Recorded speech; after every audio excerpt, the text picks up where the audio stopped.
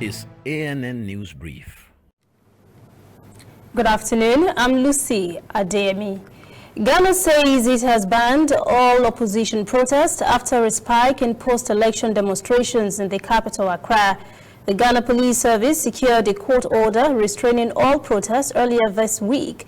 A statement confirming the ban on protests by the opposition National Democratic Congress (NDC) says the prohibition order follows an affidavit filed by the police upon receipt of notification from the Greater Accra Regional Chairman of the NDC, Kobina Adekoka, requesting authorization for daily protests between Sunday 20th December and 10th January 2021. The police said in a statement that the request by the NDC cannot be met by the police in view of the ongoing post-election and multifaceted security operations for the festive season and beyond. The NDC has been protesting against the Electoral Commission following the conduct of December 7th general elections. President Akufo-Addo, the ruling New Patriotic Party (NPP) candidate, was declared winner of the presidential poll. The Electoral Commission says the incumbent beat former President John Dramani Mahama by garnering more than 51% of the valid votes cast. The NDC has disputed the result, and Mahama has called for an audit of the polls and has refused to concede.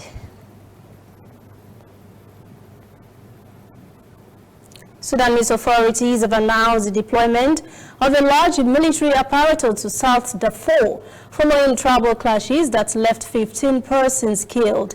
A verbal altercation between members of two tribes resulted in the town of Gereda into a generated gun battles, resulting in the death of 13 Matsalit members and 2 from the Falata tribe. Governor of South Darfur State, Musa Mahdi, announced this week the deployment of military forces to apprehend those involved in the clashes and collect weapons. The official news agency SUNA reports that the incident left 34 others injured. In the last couple of years, the region of Gereda has seen bloody incidents between the two tribes, resulting in several deaths and injuries. This incident is the first since a reconciliation meeting in October. There has been a renewed protest in Sudan just as a joint UN-AU peace mission to the Darfur region of Sudan is ending this week on December 31st as demanded by Khartoum. This peace mission still has nearly 8,000 military, police and civilians in the vast region of Western Sudan. We'll be right back. Whether in your house, at your office, on your phone or online, we are there. We have the facts behind the headlines. We cut to the chase with the news you really need. We cover every angle. We are the bigger, better news network. We are African News Network, ANN. Watch ANN News on MITV from a truly African spirit.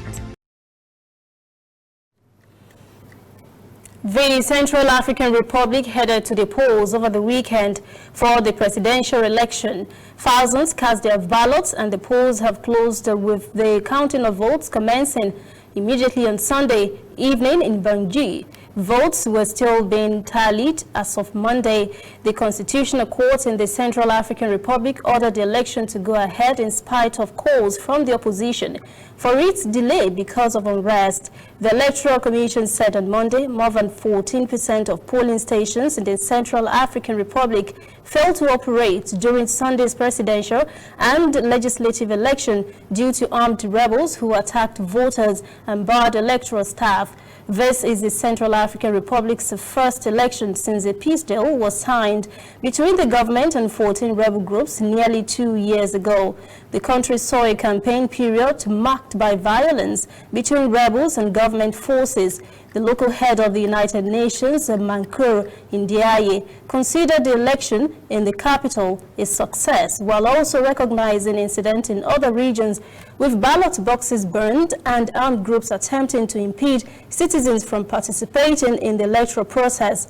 3 peacekeepers from Burundi were killed and 2 others wounded on Friday by armed combatants. Armed groups have seized several towns near the capital Bangui, with the UN recovering Bambari town from rebels last week. Second-term hopeful President Faustin-Archange Touadéra's government blames the unrest on former President Francis Bozize, back a year ago from exile, blocked from the presidential race and accused of joining with armed groups to destabilize the country in efforts to stage a coup. That is ANN News Brief at 4. Join us again at 5 for our full newscast. For details on these and other breaking stories, visit our website, annafrica.news. Conversation continues on our social media platforms, Twitter, Instagram, and Facebook at ANN Africa TV. I am Lucy Adeyemi.